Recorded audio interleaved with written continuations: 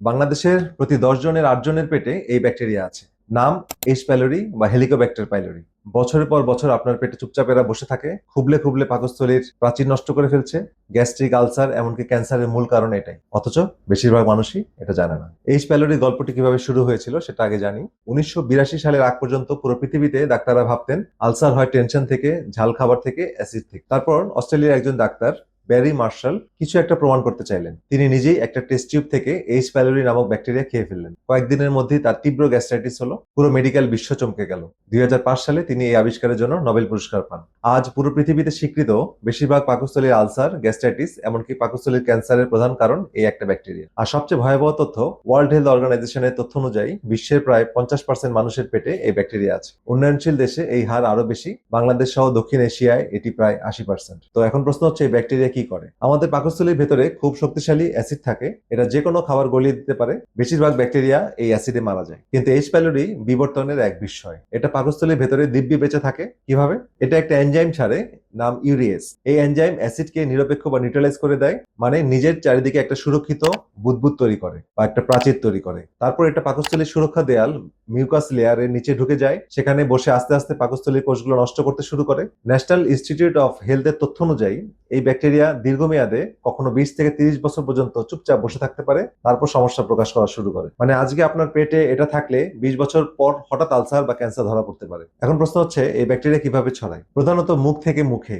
একই থালা বাসন, পানির গ্লাস এমনকি চুমু দিয়েও ছড়ায়। আরো বেশি ছড়ায় দূষিত পানি আর খাবার থেকে। গবেষণায় দেখা গেছে একই পরিবার সদস্যদের মধ্যে এই ব্যাকটেরিয়া ছড়ানোর হার 70%। যদি আপনার বাবা মায়ের পাকস্থলীর সমস্যা থাকে, সম্ভবত আপনার পেটেও এটা আছে। বাংলাদেশে এর হার কেন এত বেশি? কারণগুলো হলো, প্রথমত একই থালায় খাওয়ার সংস্কৃতি, মা বাচ্চাকে নিজে খাইয়ে দেন, সবাই একসাথে শেয়ার করেন। দ্বিতীয়ত হচ্ছে রাস্তায় অস্বাস্থ্যকর পানি ও খাবার। তৃতীয়ত ঘনবসতি ও স্যানিটেশন সমস্যা। তো ইন্টারন্যাশনাল জার্নাল অফ ইনফেকশাস ডিজিজে প্রকাশিত একটা গবেষণায় বাংলাদেশের প্রাপ্তবয়স্কদের এইচ পাইলোরি এর হার 62% থেকে 82% পর্যন্ত পাওয়া গেছে। মানে আপনার পেটে এটা থাকার সম্ভাবনা আশ্চর্যজনকভাবে বেশি। এখন গুরুত্বপূর্ণ প্রশ্ন, কিভাবে বুঝবেন আপনার পেটে এটা আছে? প্রথম সমস্যা, বেশিরভাগ মানুষের কোনো লক্ষণই থাকে না। আমেরিকান কলেজ অফ গ্যাস্ট্রোএন্টারোলজি বলছে এইচ পাইলোরি আক্রান্তদের মধ্যে প্রায় 70% সম্পূর্ণ লক্ষণহীন থাকেন। কিন্তু যাদের লক্ষণ আসে সেগুলো হলো পেটের উপরে অংশে জ্বালা পড়া, বিশেষ করে খালি পেটে বা রাতে, খাওয়ার পর পেট ভার ভার লাগা, পেট ফাঁপা থাকা, ঢেকুর ওঠা, বমি বমি ভাব, ক্ষুধা মন্দা,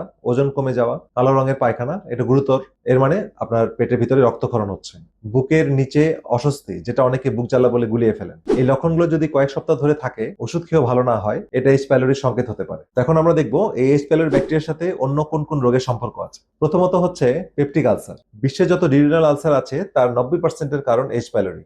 পাকস্থলী আলসারের 70 থেকে 80%-এরও কারণ এই এইচ পাইলোরি। দ্বিতীয়ত হচ্ছে ক্রনিক গ্যাস্ট্রাইটিস, মানে পাকস্থলীর দীর্ঘমেয়াদী প্রদাহ। তৃতীয়ত হচ্ছে এটা সবচেয়ে ভয়াবহ, সেটা হচ্ছে পাকস্থলীর ক্যান্সার। 1994 সালে ওয়ার্ল্ড হেলথ অর্গানাইজেশন এই ব্যাকটেরিয়াকে গ্রুপ 1 কার্সিনোজেন হিসেবে শ্রেণীভুক্ত করেছে, মানে নিশ্চিতভাবে ক্যান্সার সৃষ্টিকারী হিসেবে একে চিহ্নিত করা হয়েছে। দি ল্যান্সেটে প্রকাশিত একটা মেটা অ্যানালাইসিসে দেখা গেছে পাকস্থলী ক্যান্সারের প্রায় 78% ক্ষেত্রে এইচ পাইলোরি দায়ী। চতুর্থ, মল্ট লিম্ফোমা, এটা পাকস্থলী এক ধরনের ক্যান্সার, এর সাথেও এইচ পাইলোরি সম্পর্ক পাওয়া গেছে। এমনকি কিছু গবেষণায় এইচ পাইলোরিকে আয়রনের ঘাটতিজনিত রক্ত স্বল্পতা এবং ভিটামিন B12 এর ঘাটতির সাথেও যুক্ত পাওয়া গেছে। তো এখন আমরা জানবো যে না কোন কোন টেস্ট এবং চিকিৎসা অ্যাভেলেবল আছে। প্রথমত হচ্ছে টেস্ট। বাংলাদেশে এখন 3 ধরনের টেস্ট সহজলভ্য। একটা হচ্ছে স্টুল অ্যান্টিজেন টেস্ট, এটা একটা পায়খানা পরীক্ষা, সবচেয়ে সহজ এবং সাশ্রয়ী এটা, নির্ভুলতা প্রায় 90%-এর বেশি।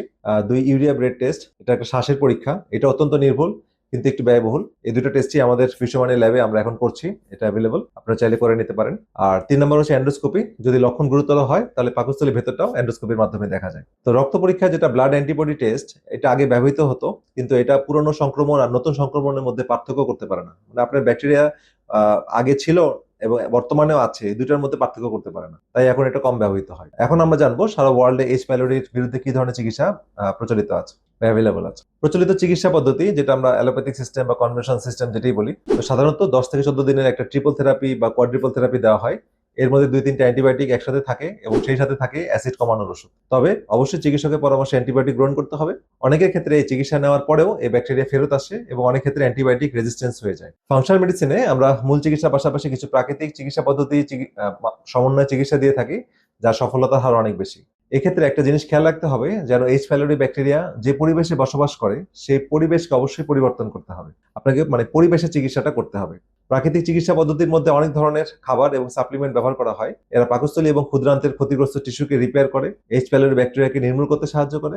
এক্ষেত্রে একটা সতর্কিত বিষয় যে কোনো চিকিৎসায় যেন দীর্ঘমেয়াদী পাকস্থলী অ্যাসিড যেন কমে না যায় বা কমে ফেলা না হয়, সেদিকে খেয়াল রাখতে হবে। কারণ পাকস্থলী অ্যাসিড কমে গেলে এইচ প্যাইলোরি ব্যাকটেরিয়া বেঁচে থাকার এবং সংখ্যা বৃদ্ধি করার পরিবেশ তৈরি হয়। তো এখন আমরা জানবো যে কিভাবে আমরা এইচ প্যাইলোরি ব্যাকটেরিয়াকে প্রতিরোধ করতে পারি। প্রথমত হচ্ছে একই প্লেটে বা গ্লাসে পানি খাওয়া বা খাবার খাওয়া বা এটা কম করা ভালো, বিশেষ করে যাদের পেটের সমস্যা আছে তাদের সাথে। দ্বিতীয়ত হচ্ছে খাবার খাওয়ার আগে সাবান দিয়ে হাত ধোয়া, বাচ্চাদেরও শেখানো। তৃতীয়ত হচ্ছে ফোটানো বা ফিল্টার করা পানি পান করা, রাস্তার পানি একদমই খাওয়া যাবে না। চতুর্থত কাঁচা শাকসবজি ভালোভাবে ধুয়ে নিতে হবে। পঞ্চমত হচ্ছে পরিবারে একজনের ধরা পড়লে অন্যদেরও টেস্ট করানো উচিত, বিশেষ করে যাদের পেটের কোনো লক্ষণ আছে। আর সবচেয়ে গুরুত্বপূর্ণ, যদি পরিবারে পাকস্থলী ক্যান্সার ইতিহাস থাকে বা দীর্ঘমেয়াদী গ্যাস্ট্রিকের ওষুধ খাচ্ছেন, তাহলে অবশ্যই আপনি এইচ প্যাইলোরি টেস্ট করান। আমেরিকান গ্যাস্ট্রোএন্টারোলজিক্যাল অ্যাসোসিয়েশন এর গাইডলাইনে এটা বিশেষভাবে সুপারিশ করা হয়েছে। তো এই তথ্যগুলো অনেকেই জানেন না।